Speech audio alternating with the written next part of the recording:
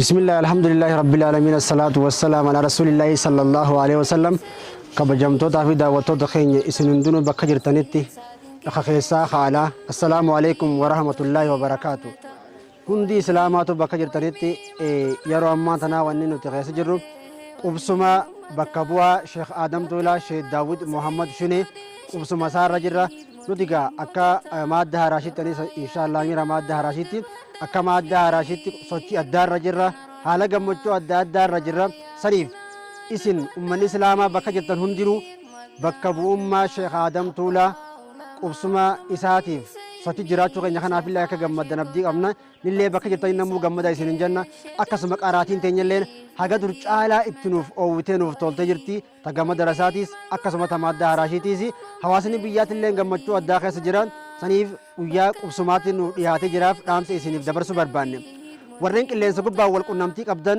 warreen garee adda addaa achi gubbaan qabdanii fi akkasuma warreen biyya alaa jirtan biyya hunda keessa warreen addunyaarra jirtan kanii fi sheekh Aadam Tuulaa duudhaan yaaddoytanii jirtan arraan tana ammoo bakka bu'aan saadaa كشيخ آدم تولا إن شاء الله قالوا نوف أسبهيت جرا سنيفو قوس مساتيف إتياو جرا وان كانتيف إسي ورد الدنيا رجل هندينو نتغير خينيان وان قونو هواسن بيتنا قد إجرا إسي ورد الدنيا رجل تنيس بكشيخ آدم تولا سن وان ديسانيم بردا رئيسين جنن أكاس ماماس تكيت اللين قبعي جرا ورنا أنه خانت أركمتا ورد بيتي غيس أركمتا تكيتين قبعي جرا تكيتي خانا اللي بكا أغرتنتي تمسك أبسما بكا بواشي آدم تولا وان تيف قبسما خانا أكا يره هرماتا وان كانا بدت جودان أكا يره هرماتا نسلين جنن أكا سما ورين بيا لا جرتنيس أكاونت يورب بجي سنيف إرجنا أتشوفنا كنيفي وان سسابد ولي سسابدني أتشوفبتنوف أركم سيتان نسلين جنن والسلام عليكم ورحمة الله وبركاته.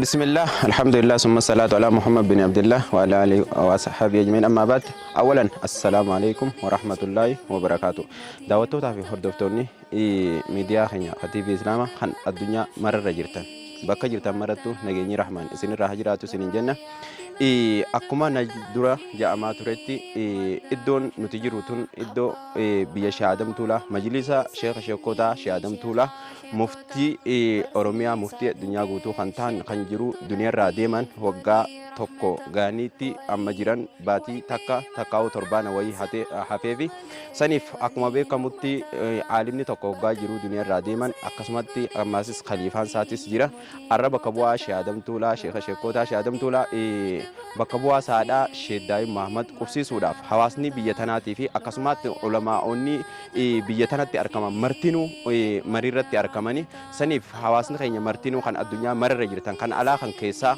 bakka qubsuma bakka bu'aa Sheekh Aadam Tuulaa irratti akka hirmaatan gamanumaan anis isiniif dabarsuudhaaf anis akka amiiran maaddaa haraashii irratti damee dargaggoota irratti amiira maaddaa haraashiiti saniif hawaasni keenya martinuu kan sagalee teenya tana dhageessan qubsuma bakka bu'aa Sheekh Aadam Tuulaa irratti nuuf hirmaadha guyyaa bakka bu'aa Sheekh Aadam Tuulaa qubsiisuudhaaf itti qabamee jiru Rabiul Awwal 30 Tiqimtii 4 irratti akka caalaa goonee guyyaa duute Sheekh Aadam Tuulaa nu dhuftee janazaa isaa irratti hirmaanne caalaa ammas qubsuma Sheekh Aadam bakka bu'aa Sheekh Aadam Tuulaa irratti haa hirmaannuun dhaamsa keenya bakka jirtan marattu guyyaa san ijaa fi gurra keessan yaada keessaniin qalbii teessaniin xiisha keessanii yaada keessanii nu bira jiraadha. Assalaamu alaykum wa rahmatullaahi wa barakaatuh.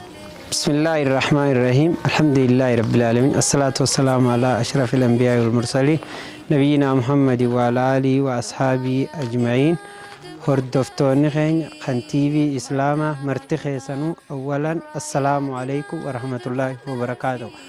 Arra dhaamsa addaa isiniif qabannee dhufnee ani akka itti aanaa amiira maaddaa haraashii kan waliigalaatii fi akka damee haawwan maaddaa haraashii guutuu kan ta'e ani gama kiyyaan dhaamsiniin isiniif qabu arra wanninii fi isiniif dhaammachuu barbaanne akka ulamaa'iin gamtaatiis akkasumatti ammaas hawaasni biyya tanaa guutuunu marii qubsuma bakka bu'aa sheekha keenya Sheekh Aadam Tuulaa Sheekha keenya Sheekh Daawim Mahamad qubsuma isaarratti mariin addaa waan taasifamee jiruuf namayyuutu guyyaan qabamee waan jiruuf jecha namni duuti sheekha keenya Rabbi rahmata isaaniif haa godhu isaan yaachifte martinu akka gammachuu bakka bu'aa qubsuma sheekha keenya Sheekh Daawit Mahammad irratti nuuf argamtan asumaan isin afeerraa namayyuutu nurraa hin afinaan afeerraa keenya. Bismillah, alhamdulillah, salatu wassalamu ala rasulillah sallallahu alaihi wasallam.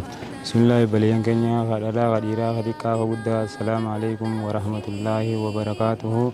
Eegaanii fi salaamtaa isinirra salaamadhee booda ulamaa'ii teenya naannoo hundaa wajjiin waliin jirra. Sheeyni keenya immoo guyyaa gama rabbii isaa deebisan rifaasuu guddoon nu dhagahamee jira. Rabbiin akka nurraa fuudhe nurraa hin hambifnee bakka bu'aa isaa Sheekh Daawit Mahammad Shuunee Hajaamu rabbiin duba bakka isaa nu dhaabee jira jechuudha. Nu dhaabuu saniin nuti hedduu gammannee sheeyni keenya gaafa addunyaarra jiran hoggaanii fi du'aa namni isaa godhu diqqa rabbi si haa deebisu naan ja'aatii nuun jechaatii ture jechuudha. Diqqa deebisuun isaa san inni zaanni isaa gama rabbii isaa deebi'us qalbiin isaa asirra nu haftee jirti. Diqqashaan akkasiin nu deebi'ee jira.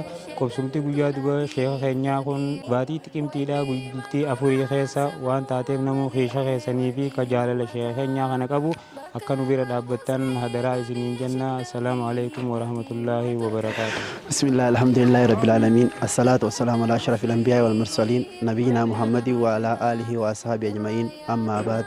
Hawaasa keenya qabu muslimaa hundi keessanuu assalaamu alaikum wa rahmatullahi wa barakatuh. Qophii qubsuma bakka bu'aa Sheekh Adam Tuulaa guyyaa Rabiul Awwal baatii 30 xiqimtii afurirratti akka nu argamtan kabajaan isin gaafanna. Wabillahi tawfiq. Assalaamu alaikum wa rahmatullahi wa barakatuh. Bismillahir rahmanir rahim. Alhamdulillahi rabbil alamin. وبه نستعين ولا أمور الدنيا والدين ثم الصلاة والسلام على نبينا محمد وعلى آله وصحبه أجمعين.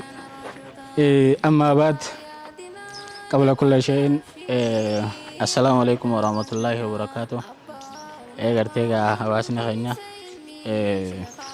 طلبان دراسات استهي حواس ما داراشي حواس إسلام هندماو خنكسات في خن الله إن شاء الله موادرها قرتي قدو أكا قرتي بيتتي أكا بيتتي تنيتي قد موديمتو تنرتي قرتي نميو أكا هرماني راقودو فدنو gama gartee amiira darasaatiin anilleen akka majlisa Sheekh Daawit Mahammaditti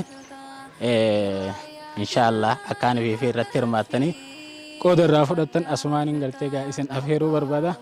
Hawaasni keenya gartee keessaatii fi haalaa habiyya alaatillee guyyaa san akkasitti gartee gaa akka sagantaa san nu hordoftan asumaan gartee isinitti dhaammachuu barbaanna.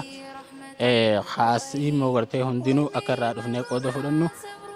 Nutilleen jechuu akka gartee darasootaatti hirmaannaa guyyaa sanii inshallah walumaanuu gartee gaa arkoo teenya arkoof teessanii inshallah nutilleen gartee hirmaannaa guddoo akka darasaa sheekatti godhuudhaaf teenyaa jechuu guyyaa san gartee inshallah gammachuu teenya tan akka gartee nu wajjin qooddattan maqaa rabbiitiin gartee isin gaafanna.